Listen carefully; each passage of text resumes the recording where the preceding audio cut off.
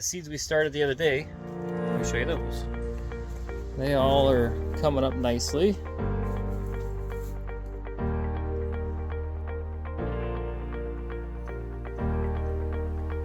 Hey everybody, so on doing the seed start video last time, I showed you how I could quickly start 200 seeds per tray in the course of a pretty short amount of time. What I wanted to show, because what I prefer, is to do soil blocking. So here's my soil block stuff. I've got my soil already mixed up. Oftentimes I'll just start with a 2-inch block and put a couple seeds in each block and go. If I'm doing smaller seeds or trying to get a lot done, I will use the little tiny 1/2-inch block. This does 20 at a time opposed to 4.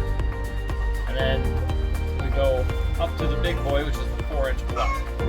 So I'm going to take you through making each one of these and then show you kind of the succession, which I find really convenient with these. So it's fairly simple. You want your soil mix to a consistency that you can make a ball, nice little damp wet ball, and kind of bounce it and not have it break. And then you'll take your soil block maker and you just squish it down, and then once I squish it down, I like to actually hold it down firm, kind of push as if I'm trying to remove the block, but not. And I think it just tightens them up. Then you just put it in your tray and you lightly squeeze and kind of pull up, giving a little bit of a shake with the little dents for the seeds, and then a couple that are just sort of crumbly like that. So usually what I'll do is I'll take those little crumbly ones and they'll work. I mean, they'll still start a seed for you. It's just they're uneven. So if they're really bad like that, just put it right back. And usually as I go through, I always make an extra one for adding 1 or 2 blocks to keep my uniformity. So that's the little guy. And what's kind of fun about this, neat I think, and convenient, is when you go to the 2-inch, and what I'm looking for is to have the bottom as full and level as possible. It's not always perfect, but that's okay. And I'll do the same thing. I'll hold it firm down, give a good push, and then come over to my tray, push down while squeezing up. And then what you have is this nice 2-inch soil block. And it's got a nice square in it. What's really fun is when you do your starts in the little tiny 1-inch or 1/2-inch, and your seedling grows and it needs to be transplanted on, then you make these 2 inches and it fits perfectly in there. And that's it. That's all you have to do. You don't have to worry about filling that. The roots will work their way. These air prune their way around. It's the best way to start seeds. Okay, so that's the 2-inch block. Then we've got this big guy, looks like a bell, sounds like a bell. And this is for the 4-inch block. Now, if you're doing, depending on what you're starting, I start everything in these first 2 usually, like everything, because they take a little less soil.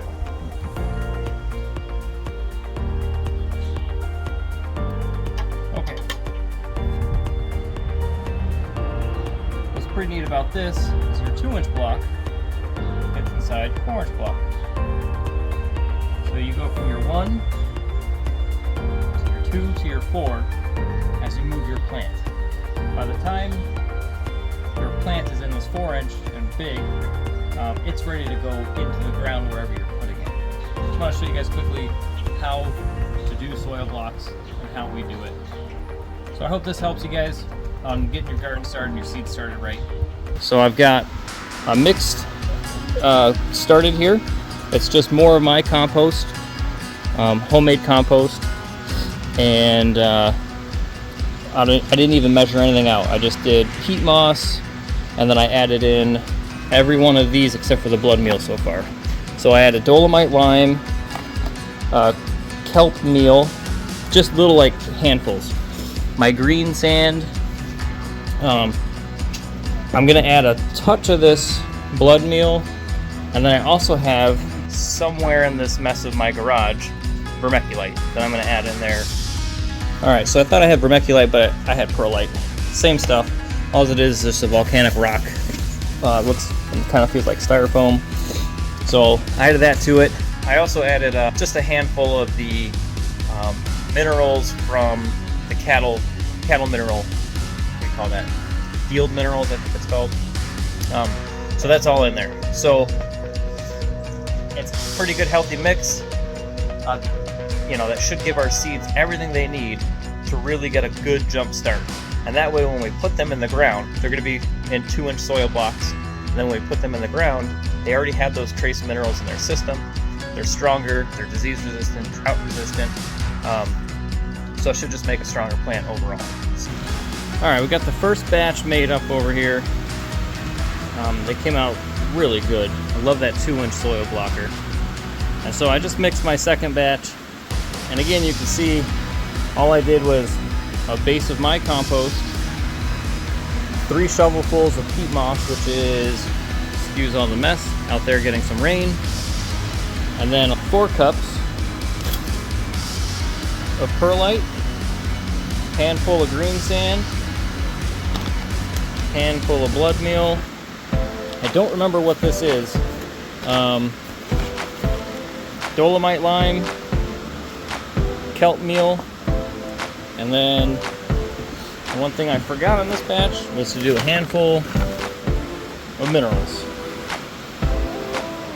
Okay, and then I'll just mix this all up and continue making another batch that looks like 4 trays or so. Okay, so we got a bunch of these made up today. Glendy's going through and planting our bush beans right now. The Trilogy. And then we're going to be doing a bunch of corn. And I'm going to make up a few more of these. Another batch here on this wonderful rainy day. I'm just kidding. Okay, so we've got a bunch of soil blocks made up and seeded. And let me show you kind of what's going on right now. We put our seeds in there. We do 1 to 2 per depending on the seed. And then what I end up doing, once we get those seeded and labeled, is I take the 1-inch block and I will make a bunch of 1-inch blocks, and then I just grab those 1-inch blocks and I cover up, I missed a little bit there, cover up the seeds. And that way it's the perfect amount for them. And then I can go through fairly quickly, top all these off, and that's 1 tray done. So I already went through and did them over here with half of these trays there.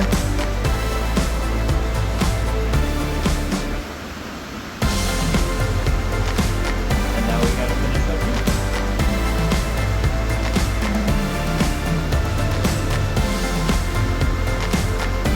Perfect day to soil block. It's just still downpouring outside.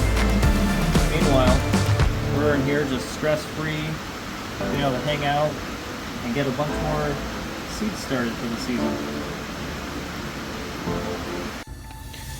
Okay, and just like that, we got a wagon full of soil blocks done. Not too shabby today.